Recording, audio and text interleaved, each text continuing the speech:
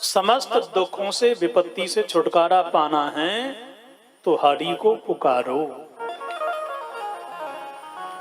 सब दुख दूर हुए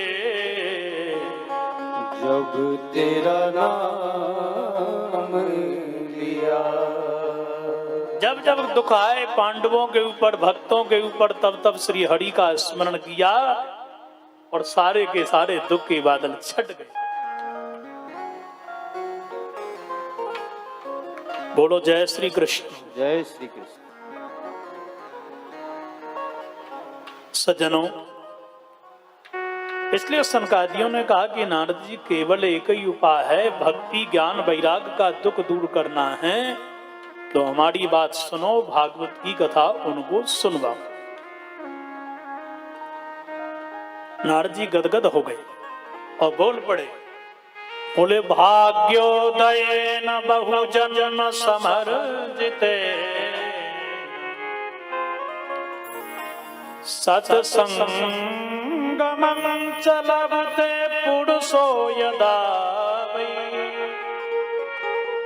अज्ञान हेतु कृत मोह मदान्धकार नाशं विदाय तदो दयते विवेक।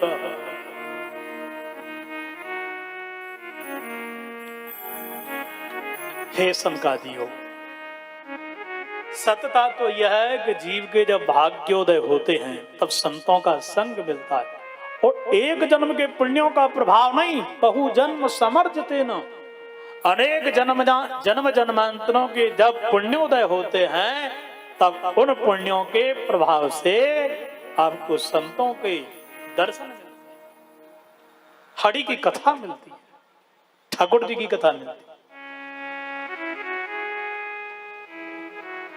उससे क्या होता है, वो अज्ञान का हेतु जो मोह है वो मिट जाता है और मोह जैसे ही मिटा, मोहन अंदर बैठा था वो नजर आने लगा और मोहन जैसे ही नजर आने लगा, उसके प्रेम में जब दीवाने हुए तो विवेक का सूर्य प्रकट हो गया, अज्ञान का मोह नष्ट हो गया, ठाकुर अंदर ही बैठा था, अंदर ही मिल गया। बोलो राधे राधे। राधे राधे। बिना सत्संग के ज्ञान तो हो जाएगा, रावण को हो गया था, विवेक नहीं होगा। और विवेक जब तक नहीं होगा तब तक देखो, ज्ञान तो दुर्योधन को भी था, विवेक नहीं था। तो विचार करो, माधव सामने शांति दूत बन करके आए, फिर भी उनका ज्ञान भी दुर्योधन के पल्ले नहीं पड़ा, नहीं पड़ा ना। जब तक ठाकुर जी कृपा नहीं करेंगे ज्ञान तो हो जाएगा पर विवेक नहीं होगा, और विवेक नहीं होगा तो कुछ भी नहीं होगा। इसलिए विवेक कैसे होगा, बोले संतों का संग करो, बिनु सत्संग विवेक न होई। और वह सत्संग कैसे मिलेगा, बोले बिना हरि की कृपा के नहीं, बिना भगवत कृपा के आपको संत नहीं मिलेंगे और संतों की कृपा के बिना भगवान नहीं मिलेंगे। एक दूसरे के पूरक हैं, ये याद समझ लो। दूसरी बात मैं आपको बताऊं, देखो, यदि तुम नकली संत को घर में लेकर के आए तो बर्बादी से नहीं बचोगे, और नकली संत के भरोसे असली संत का अपमान कर दिया तो भी बर्बादी से नहीं बचोगे। और संतों को पहचानना तुम्हारा काम है। कैसे पहचाना है, बोले उसी का नाम साधना है। तुम्हारी साधनाएं तुमको संत से परिचय करवाएगी, तुम्हारी साधनाएं असंतों से बचाएगी। इसलिए आज नहीं, अरे कहाँ के संत महाराज, कोई जेल में, कोई ये कांड, कोई वो कांड, काय के संत? क्या पहले से संतों ने धोखा नहीं दिया? बोलो, कालनेमी संतों के बेस में नहीं आया था क्या? अच्छा विचार करो आप लोग, क्या बेटाओं ने माता पिता को धोखा नहीं दिया? दिया, देते आए हैं, पर विश्वास नहीं करते कि आज करते हैं। हर माता पिता अपने बेटे को पढ़ा लिखा करके तैयार करते हैं, बुढ़ापे का सहारा बनेगा। लाखों संतानों ने, बेटा बेटियों ने धोखा दिया, फिर भी माता पिता बच्चों पर विश्वास करना नहीं छोड़े। आप लोग ब्याज पे पैसा देते हो, भैया आदान प्रदान करता ही है, और किसी किसी के पच भी जाते हैं, तो क्या आपने किसी को रुपया, किसी की हेल्प करना बंद कर दिया? एक व्यक्ति रुपया लेकर के भाग गया तो साहूकारों ने क्या अपने कर्जदारों पर विश्वास करना छोड़ दिया? क्या नहीं छोड़ा? बैंकों का लोग गमन कर गए तो क्या बैंकों ने ऋण देना बंद कर दिया? नहीं किया। तो एक दो चार संतों ने धोखा यदि दे दिया तो संतों के प्रति हम आस्था कैसे मिटा सकते हैं? पहले से थे, आज भी हैं, बाद में भी रहेंगे। इसलिए अपनी साधना के बल पर भगवान की कृपा से संतों तक पहुंच जाओगे। बोलो राधे राधे। राधे राधे। अरे जोर से बोलो श्री राधे। श्री राधे। इसलिए महाराज नारद जी कहते हैं आप मिल गए तो मुझे सब कुछ मिल गया, अब मैं भागवत की कथा तो करवाऊंगा। पर कृपा करके यह बताओ कि महाराज कथा करवाऊं कहां? स्थान चयन पहला, भोजन और भजन का स्थान चयन करो। और भोजन का ऐसा स्थान जहां पर गलत स्थान हो तो निश्चित रूप से वो भोजन आपके मन को दूषित करेगा। इसलिए भोजन की जगह और भजन की जगह अच्छी हो, शांत हो, पवित्र हो। तो सबसे उत्तम कथा का स्थान कहां? बोले गंगा के किनारे। वहां नहीं जा सकते, तीर्थ में जाओ। वहां नहीं जा सकते तो भैया शिव मंदिर में चले जाओ। वहां नहीं जा सकते, सार्वजनिक स्थान में कर लो जहां सब लोग आ सकते हैं। वहां नहीं जा सकते, बोले घर में ही बैठ जाओ। बोलो राधे राधे। राधे राधे। पर सुनो कथा, ऐसा ना हो कि हम बढ़िया स्थान पर ही बैठ कर भोजन करेंगे और भूखे मारे प्राणी निकल जाए। तो जीवन रहा कि नहीं रहा, इससे तो कथा सुन लो, कहीं सुन लो। इसलिए कथा कहां करवाएं? देखो चर्चा कहां की चल रही है? बद्रीनारायण की। तो यहां तो कोई सुनने वाला आएगा नहीं, क्योंकि ये बहुत पुरानी बात है। तो कथा भक्ति ज्ञान वैराग्य के लिए करवा रहे हैं तो वृंदावन में करवा लें। बोले वृंदावन में संसार के लोग ज्यादा चले जाएंगे। अच्छा, संसारिक लोग ज्यादा जाते हैं ना, तो बस एक ही चर्चा, ओ बहना इतना बढ़िया हार कहां से बनवा के लाई? तो को मेरी सौगंध है, बता कहां से लाई।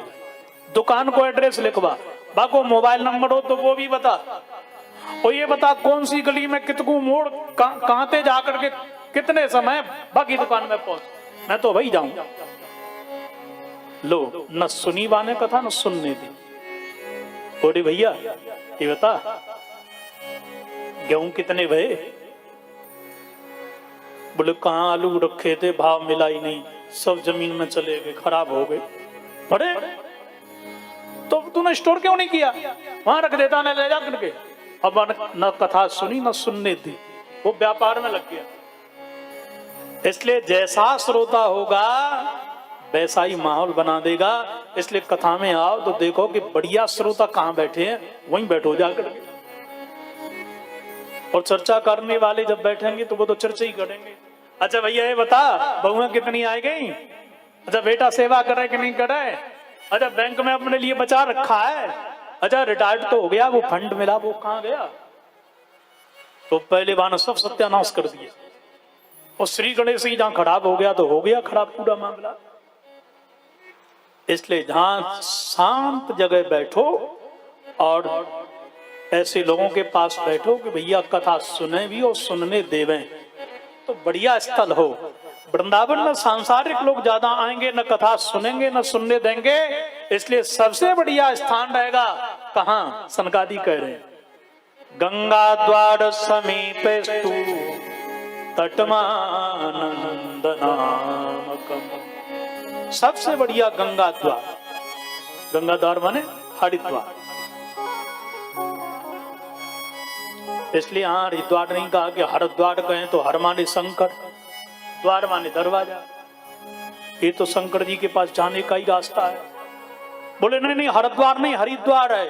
हरि माने विष्णु भगवान के पास में जाने का रास्ता है, तो वो शिव जी के पास बुरा मान जाएंगे। इसलिए इस रट्टे से बचने के लिए, झगड़े से बचने के लिए कह दिया गंगा द्वार समीपेस्तु तटमानंद नामकम। आनंद नाम के घाट पर वहीं कथा होगी। आप लोग गए हैं कोई वहां पर?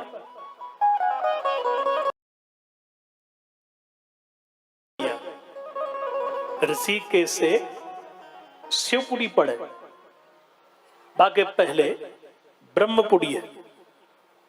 और ब्रह्मपुरी से निकल करके जहां श्री राम जी ने रावण का वध करने के उपरांत तप किया, उस स्थली का नाम है राम तपस्थल। आपको ऐसा लगेगा कि बैकुंठ यही है, इतनी शांति मिलेगी। उस स्थान पर जरूर जाइए। वहां के संत जन भी बड़े ही सरल सहज है। वो आनंद नाम का तट है। आज भी वहां का वातावरण देखिए, आपको कहीं इतनी शांति नहीं मिली होगी, उतनी शांति आपको उस जगह मिलेगी। गंगा जी के तट पर आश्रम, क्या बढ़िया सुख सुविधाएं प्रकृति के द्वारा, और बढ़िया रुकने की व्यवस्था। बशर्ते एक ही मां का नियम है, एक ही किराया है कि जिस रूम में आप रुके हो स्वयं जाओ, सफाई करके वैसे ही वस्त्र रख के आइए। बाहर लिखा है कृपया सफाई करके नहीं आए हो तो कृपया दूसरी बार आने की कृपा न करें। ये हम लोग भी गए तो स्वयं जब वहां से निकले तो बाथरूम को साफ किया और बिस्तर का चद्दर वैसे ही लगाया, कंबल को पैक किया, जिस अलमारी से उठाया वहीं रख दिया। क्योंकि साधु जन हैं, हम वहां जाकर के साधुओं से संतों से सेवा करवाएं तो ये तो पाप अपराध है। इसलिए आश्रम में जाओ तो आश्रम की तरह वहां रहो। तीर्थ में जाओ तो तीर्थ का सेवन करो, वहां दूषण बन के मत जाओ, दूषित मत करो ऐसे स्थानों को। बोलो जय श्री कृष्ण। जय श्री कृष्ण।